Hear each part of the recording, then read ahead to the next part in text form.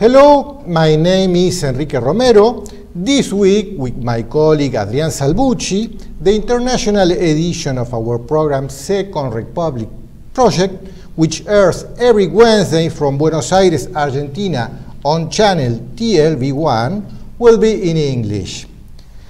Translation into Spanish of the initials TLV1 is All the Truth First. Why we are doing this in English? Because we need to spread our message all around the world, especially in the US and Europe, and we will address the subject of false flags attacks and how they so completely affect today's world.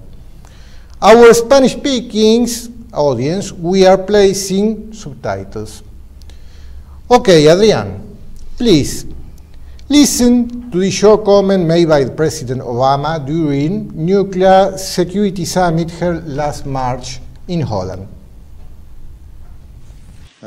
Continues to be what I believe today, which is Russia's actions are a problem. They don't pose the #1 national security threat to the United States. I continue to be much more concerned when it comes to our security with the prospect of a nuclear weapon going off in Manhattan, which is part of the reason why the United States, showing its continued international leadership, has organized a forum over the last several years that's been able to help eliminate that threat in a consistent way. Adrian, please tell me what President Obama is talking about. Well, it is very concerning, Enrique, because he is speaking that what concerns him as President of the United States is a nuclear bomb exploding or detonating in Manhattan. And you would figure, well, there must be a reason why he is saying that. And I think that it is an indication for the world that we might be seeing a secret and clandestine, carefully prepared false flag event being prepared somewhere. And we're going to explain why. False flag operations, for those of you who are not completely familiar with the idea, is when one nation or one group of people perpetrate a carefully planned, high-profile, high-impact attack on themselves in order to blame it on somebody else. And that somebody else is somebody they want to go to war with. So they are willing to take some damage as an excuse in order to say, oh, we were attacked by whoever the circumstantial enemy is, and therefore we need to retaliate. But it is all just one farce.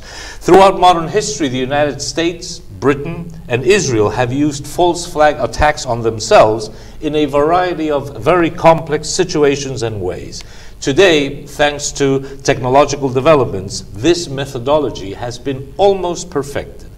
And we can give some historical perspective on that.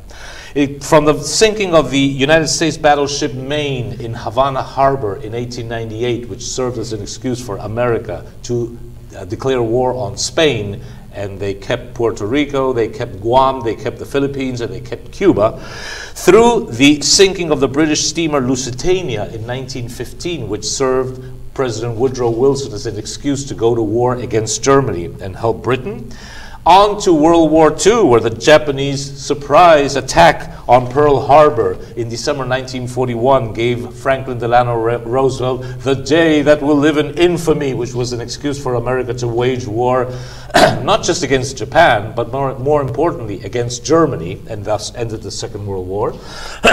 Going through the 1964 Gulf of Tonkin hoax, whereby allegedly the North Vietnamese attacked an American battleship, the USS Maddox, and that gave Lyndon B. Johnson the excuse and the military-industrial establishment to escalate the Vietnam War. And then we found out former Defense Secretary Robert McNamara admitted that that event never even took place.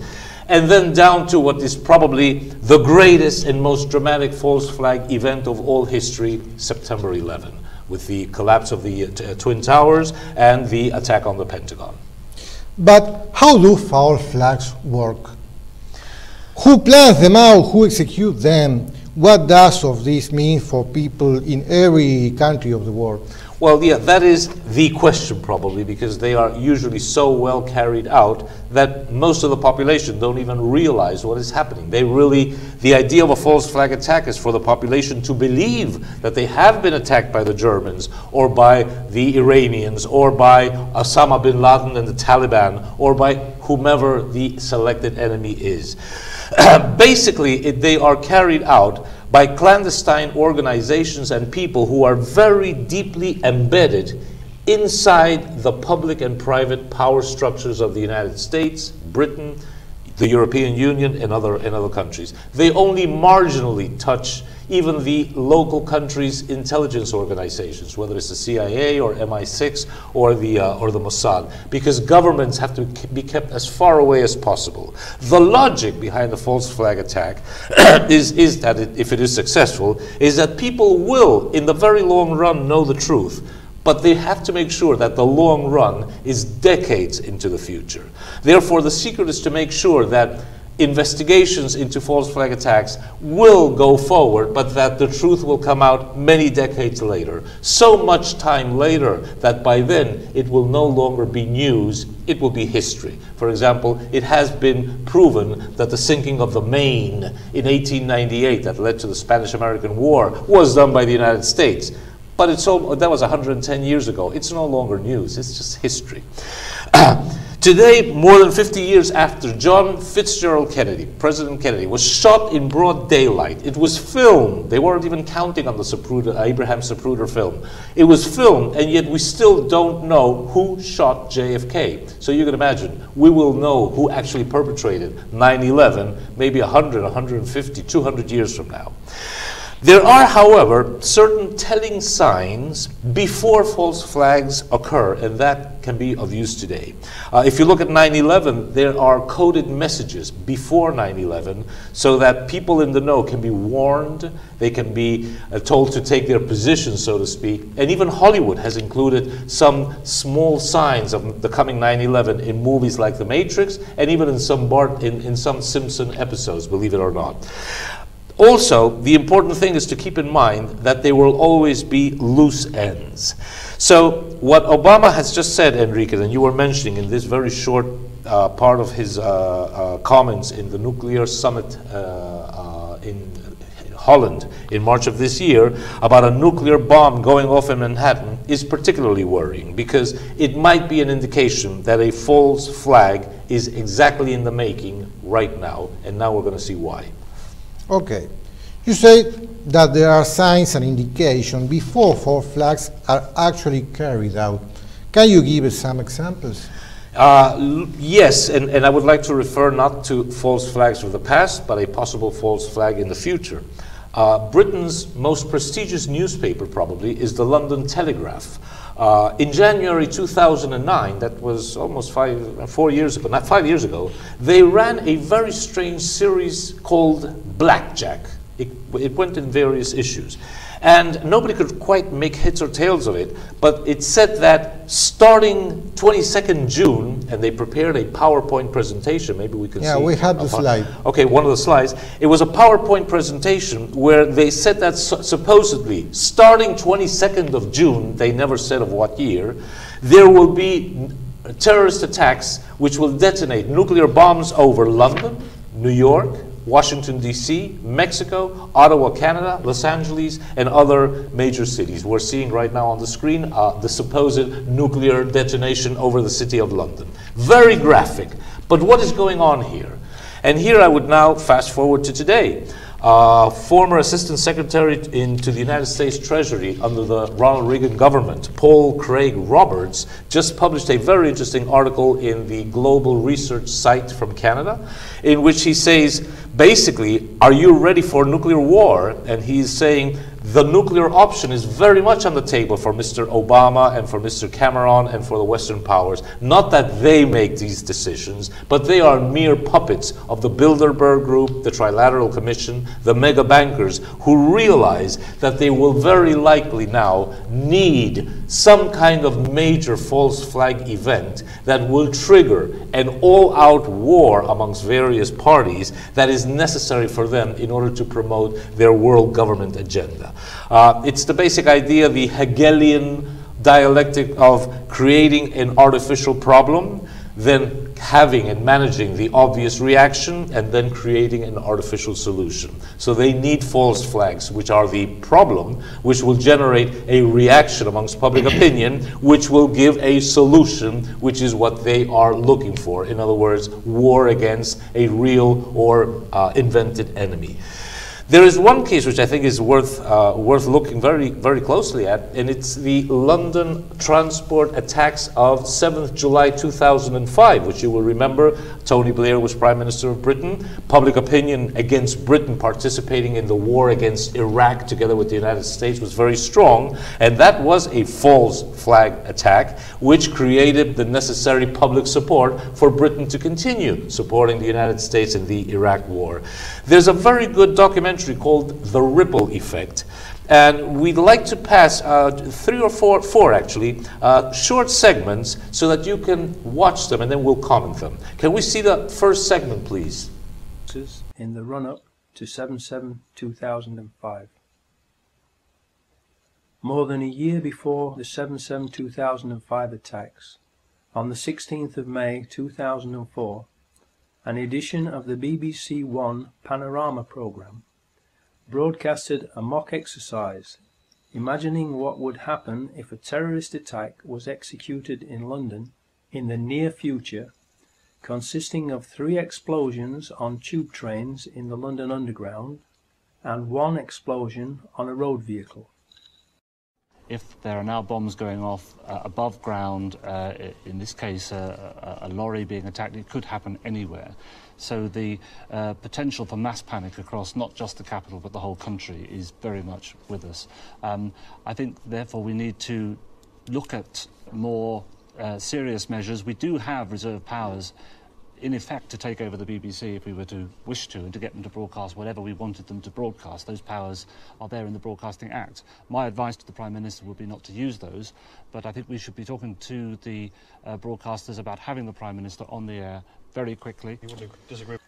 In other words, he was saying that they would write the script for and then edit and control the media coverage of an event in which there were 3 explosions on London tube trains and 1 on a road vehicle, if such an event were to take place in the near future.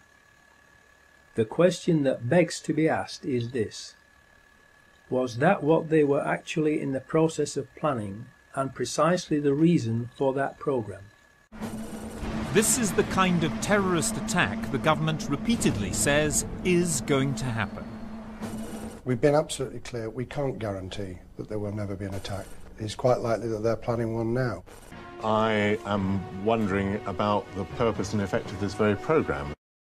This BBC Panorama programme appears to have been used by those behind the 7/7/2005 attack as the means by which the media's response to the attack in the near future was studied, so it could be controlled and directed towards their own ends. The reality is that the BBC is a government propaganda machine and is already, and always has been, controlled and used by the government. 150,000 people alone are making their way towards the city of London at this point. And if the access overload system has been triggered and they can't get onto their mobile telephones, this will have profound indications for them, the next of kin. Well, in this short clip that you just saw, it is a BBC program, Panorama, analyzing a terrorist attack scenario 14 months before May 2004, before the July 2005 attacks. And the person who prepared this report, which is very good actually, he shows for a moment a BBC reporter in the United States, it's historical clip, where she is talking and explaining that tower number 7 of the World Trade Center has just collapsed. But they made a mistake because it was still there, it was behind her shoulder. They announced the script 20 minutes too early. That was one of the many mistakes of 9/11. But let's look at the next clip, because here is a key person, a guy by the name of Peter Power, who has a consultancy called Visor, which builds and gives consultancy services on terrorist risk management. But look at this guy, because it's very interesting now in this next clip. Can we have the clip, please? Peter Power, dupe or accomplice? Then, on 7/7/2005, we were told on TV by Peter Power of Visor Consultants that they, and the private company employing them, who helped choose the scenario for it, were running a mock terrorist drill in the London Underground, with practically the same scenario as what actually really happened on that day. In other words, the actual mock anti-terror drill that the BBC Panorama programme of May 2004 had outlined had been chosen by Visor's client to be carried out on the very same day that 4 Muslim suicide bombers also chose the same scenarios that Visor's client had chosen for the mock drill, causing real and devastating explosions on 3 London tube trains and 1 road vehicle. Please think about that unbelievable set of coincidences for a few seconds, to let the implications of it sink in. Then, please ask yourself, what are the odds against all of that happening by chance? Just to get this right, you were actually working today on an exercise that envisioned virtually this scenario. Almost precisely. I was up until 2 o'clock this morning because it's our job, my own company, Visor Consultants. We specialise in helping people to get their crisis management response. How do you jump from slow time thinking to quick time doing? And we chose a scenario with their assistance which is based on a terrorist attack because they're very close to a property occupied by Jewish businessmen. They're in the city, and there are more American banks in the city than there are in the whole of New York. A logical thing to do. And I've still got the... I was going to say, how extraordinary today must feel for you as it unfolds. In his TV video clip, Peter Power states that their customer helped to choose the exact scenario. I repeat, Visor's customer helped to choose the exact scenario. To this day, Peter Power refuses to publicly identify the customer who chose the exact scenario. Why? Do you realize that this guy Peter Power was describing the terrorist attack 14 months before, and on the very day that the terrorist attacks did take place on 7th July 2005, he was asked by the BBC reporter, are you trying to tell me that you were making a mock exercise exactly in the same railway, in the same subway stations that where the attacks occurred? And he said, yes, it sort of makes my hair go on end. Clearly, it was all pre-planned. But let's see two more very short clips. Foreign security firms. Can they be trusted? Verint Systems is the security firm that is responsible for the CCTV surveillance cameras in the London Underground rail network, and it is an Israeli company with approximately 1,000 employees. No CCTV footage of the 4 Muslims boarding the tube trains has been released by Verint, who claim that their cameras were not working. Why? How convenient for Verint security.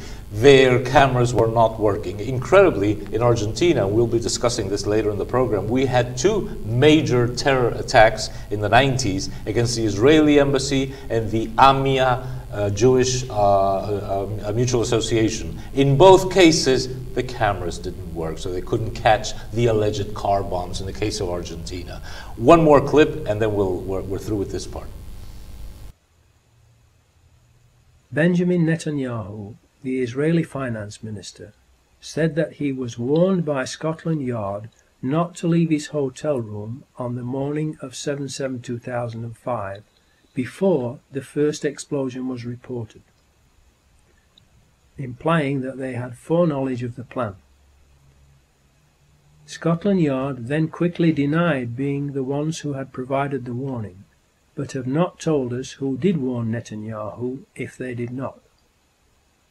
Why was Benjamin Netanyahu warned, but not the British people who pay their wages and whom they are paid to protect? Was it because it would have spoiled their evil plan to murder British people, to change the nation's mind about British troops fighting in the Middle East? 2 weeks later, the head of the Israeli Mossad, General Meir Dagan, said that he had warned Benjamin Netanyahu at 08:40 a.m. on 7/7/2005, 10 minutes before the first blast occurred. How did he know what was going to happen in London if Scotland Yard did not warn him? Did he wait to warn Benjamin Netanyahu until it was too late to warn the British people, so as not to spoil their evil plan? Was the London bombing a covert MI5 operation, or an Israeli Mossad operation, or a joint operation by both of them? The British people have the right to know. Tony Blair said on the day of the explosions that "we know this was done in the name of Islam," when there was no proof whatsoever of who had done it, therefore indicating he possibly had foreknowledge of the plan and who they intended to blame and the reason why they were going to blame the Muslims. Later that same day, Ephraim Halevi, a former head of the Israeli Mossad, wrote in an article published on the Jerusalem Post website at 18:10 p.m. London time that the attacks had been carried out simultaneously with near-perfect execution. How did he know they had only been near-perfect? How could he have known what the perfect results should have been in order to know that the actual results were not perfect? As proof that this too was a slip-up, the Jerusalem Post article in question was completely removed from their website after people began to ask similar questions. Unfortunately, Israel is always meddling in these cases in different parts of the world. And the fact that Benjamin Netanyahu was in London at the time is quite significant, not because he was there, but he had been Prime Minister of Israel before in the 90s, 1997, 1999, and he is now Prime Minister of Israel right now.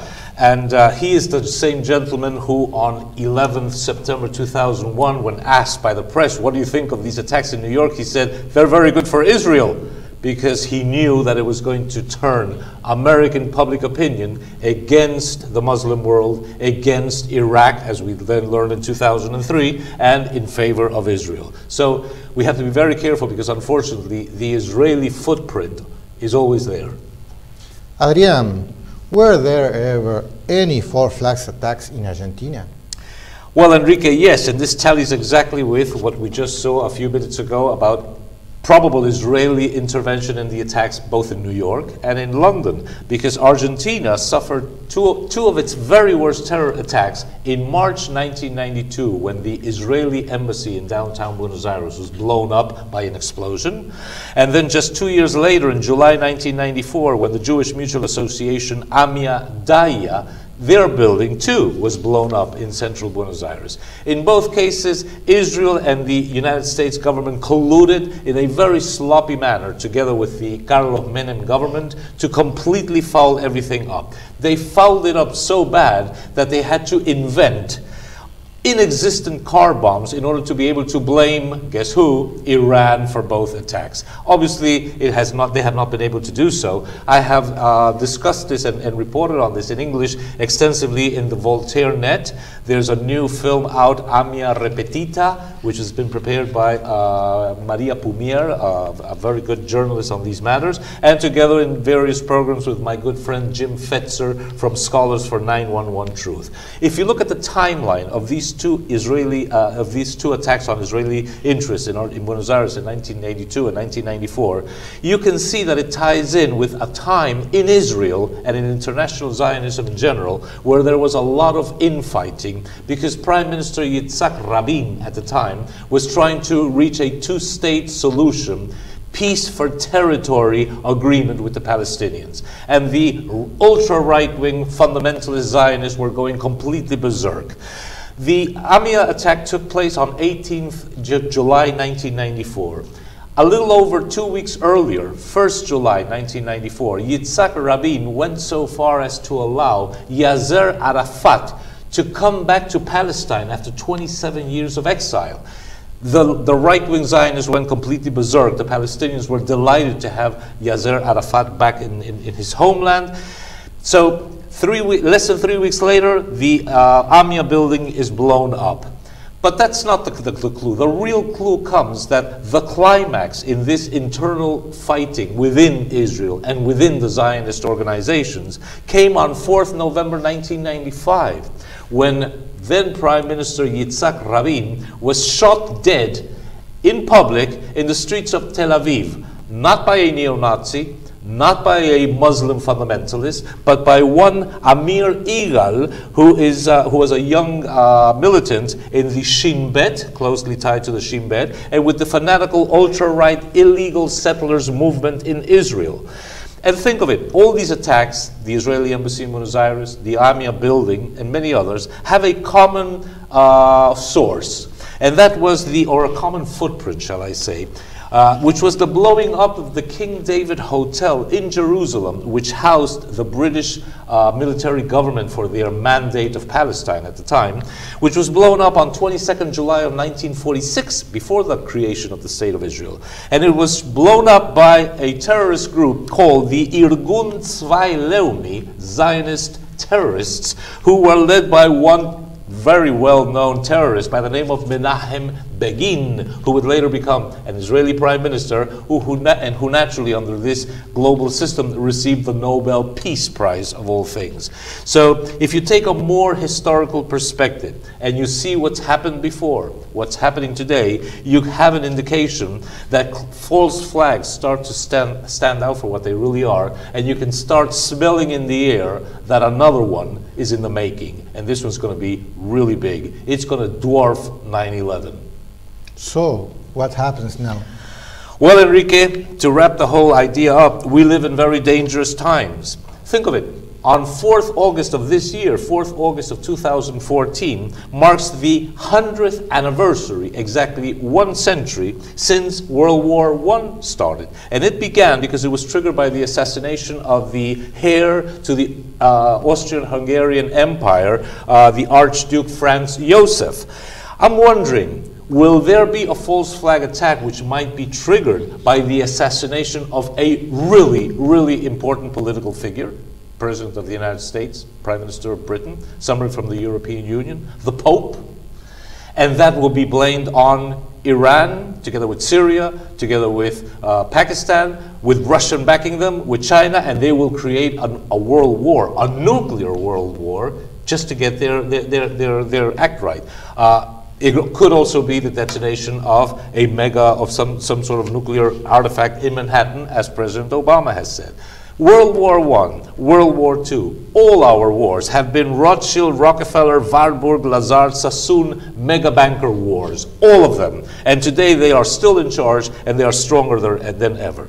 The global power elite who is trying to impose world government on us knows that the window of opportunity for them is closing very fast. Why? Because in spite of the fact that they are so successful in pulling these false flag attacks out, at the time, people start realizing and people are starting to understand what it's all about, thanks to the internet. As Abraham Lincoln once said, you can lie to all people some of the time.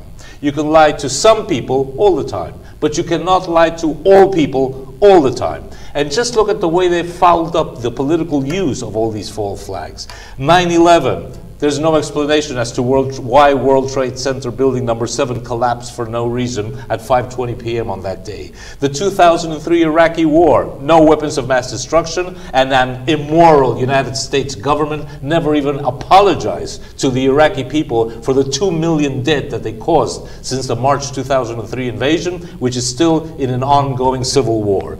7th July 2005, London transport, we just saw it. Nationalism is on the upswing in the European Union, with nationalist and right-wing parties getting ever more votes. The US dollar is close to collapse. In the standoff with Syria, Syria won, thanks to Russia. In the standoff with Iran, Iran won, thanks to Russia.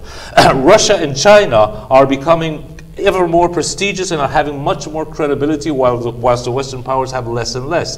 The 2008 financial crisis, the banksters were bailed out. Everybody has realized that. The Bilderbergs, the Trilateral Commission, they are calling the shots. They say who's going to run the IMF, who's going to run Italy with Mario Monti and Mr. Latte, trilateral members and directors in power. They say who's going to run Greece. They say who's going to be president of the United States. Clinton, Bush, Obama, all chosen by the Trilateral Commission, the Bilderberg Group, and the Council on Foreign Relations. They say that Ukraine has to be run by a trilateral man, Yatsenyuk, for a while, and now by Mr. Poroshenko, a Jewish man closely linked to Zionism, who might accept massive immigration from the right-wing illegal settlers group in Israel. Argentina, where the trilateralist Domingo Cavallo was imposed on us. Colombia, where they were able to name one of their own as president for 2 terms, Juan Manuel Santos. And now my country, Argentina, actually is a testing ground for something new that's coming around, which is called debt for territory. They're going to do that too with us. So, in conclusion, the global power elite know that their time is up. They have little time, but a lot of power to do whatever they can do. And they are willing to use all their force, and a global major war might be a way for them to get what they really want in the long run. The way to offset this is for people to become more and more awake, to start realizing that we have one common enemy.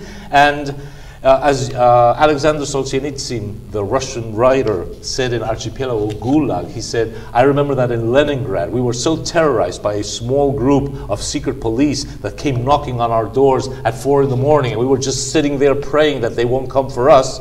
And only later did we realize that a city of 3 million people was being held hostage by a small group of not more than 3,000 thugs.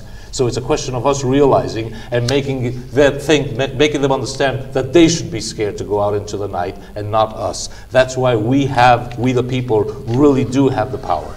We have to get rid of this perverse triangle, as I say in Argentina, of the ongoing government in every country, the false opposition, and the completely aligned multimedia, and start offsetting their psychological warfare and taking our countries back. Resistance is the way, and coordination is the method for us to take our countries back in Argentina, in the United States, in Britain, in the European Union, and in every other country in the world.